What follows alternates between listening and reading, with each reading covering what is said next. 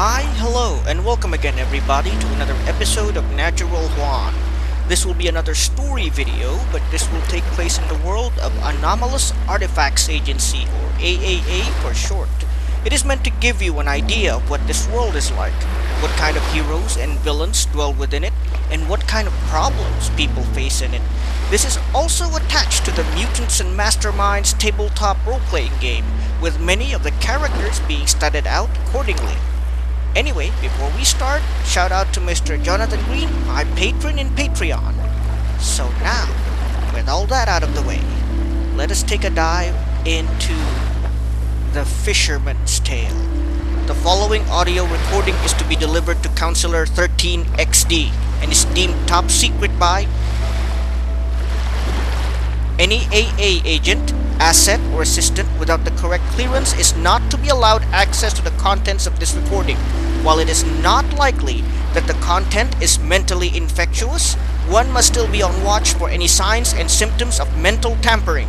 This recording contains a fully translated account of one Valerio Zhao, age 38, local fisherman from the Philippine island of, and his encounter with AAT8, a cult dedicated to it, and AAH42. The translation and narration was done by Agent 4NO and Asset 9LQ and was completed within a time frame of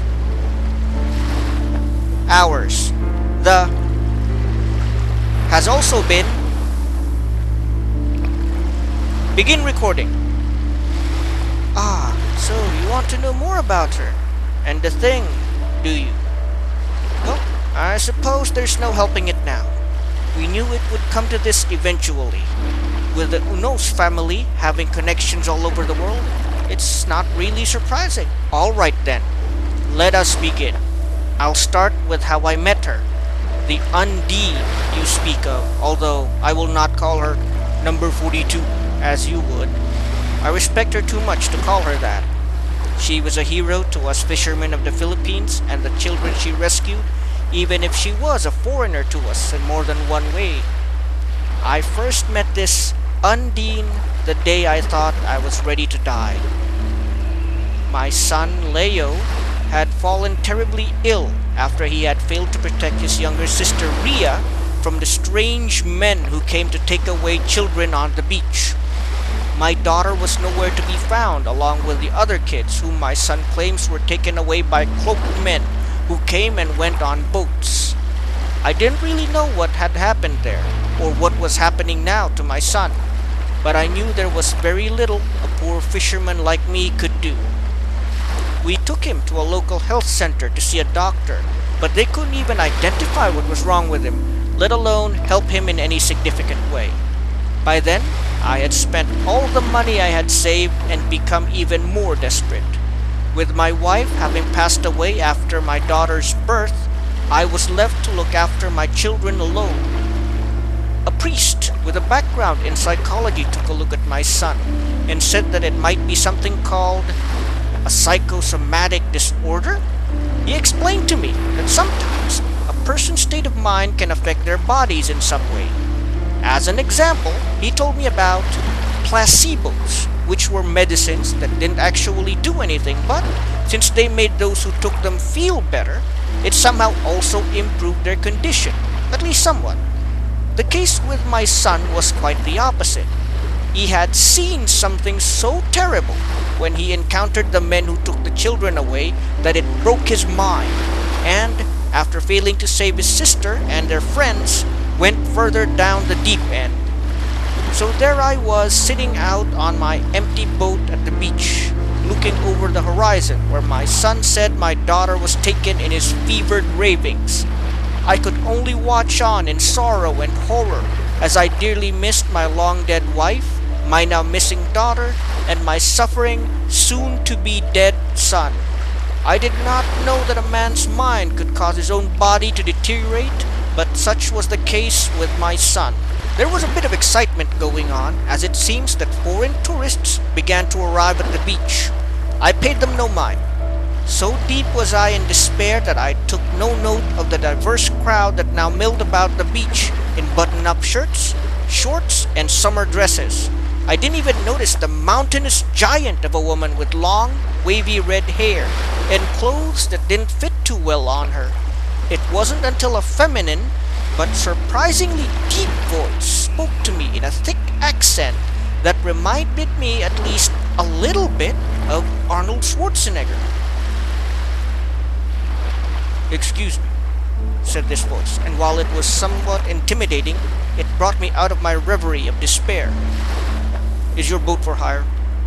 I turned to see a most stunning woman who might as well be a goddess from a faraway kingdom like in the stories. She was also the tallest woman I ever saw, perhaps as tall or even taller than some professional basketball players. She had wavy, red-orange hair that spilled over her shoulders and chest. Her skin was pale, possibly making her European or from the American continent. Her eyes were the deep blue of the ocean that a man could easily get lost in. Her body, which threatened to burst out of her own tight green floral summer dress, was both buxom as well as muscular, making me wonder, at least at the time, if she was some sort of well-trained athlete. Another thing to note, which made her look all the more curious, I'd say, was that she wore a hat. A hat that didn't quite match her choice of clothes. It was a brown bowler hat. "Depends," I said, absently, as I didn't really want to talk to anyone, but I was willing to do anything if it could help my children. "How much are you willing to pay?"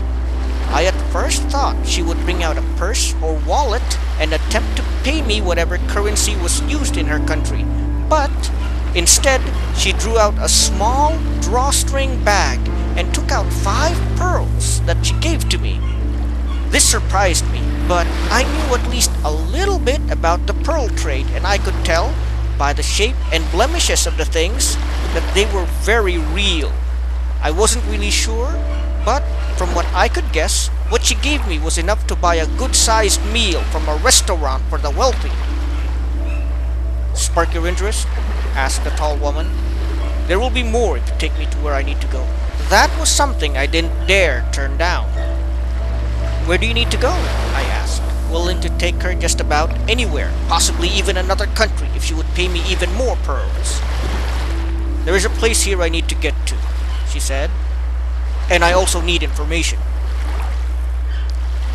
"What would you like to know?"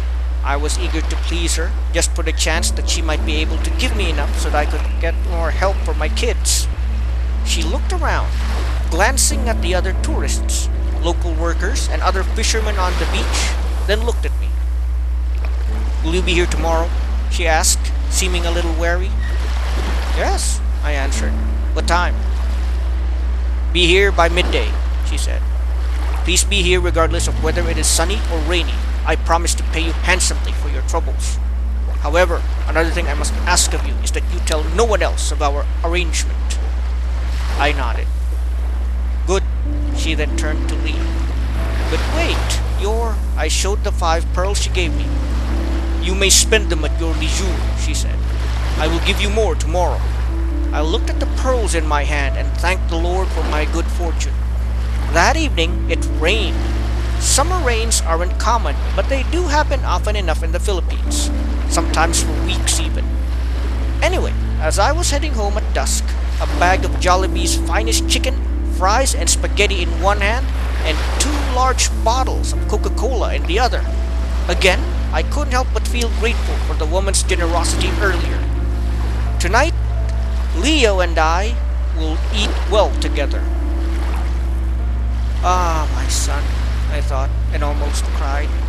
I was already walking through the row of houses where I and the other poor fishermen of the island lived. Most people were indoors by then, in their plywood houses and huts made of straw, all lit warmly from within as the rain poured over everything. All except one, anyway. Up ahead was the hut which I shared with my family. Only my son would be in there now, writhing and moaning in torment, while I was happy bringing home one of my children's favorite meals. Part of me didn't even want to see my son anymore. Part of me wished that upon my arrival, I would find him dead. By now, death would have probably been a blessing to him in his state of agony and anguish. As the rain poured over the thatched roofs and sheets of thin metal, I let my tears and bad thoughts mix with the downpour. Yes, I know that I sound horrible for saying these things, but were you to see my son as he was, you would likely understand why I wished death upon him.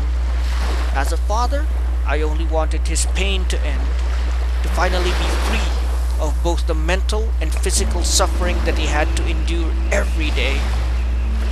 As I neared my house, however, I heard a most awful, blood-curdling scream, and then I ran full speed into the hut and found a soul-crushing sight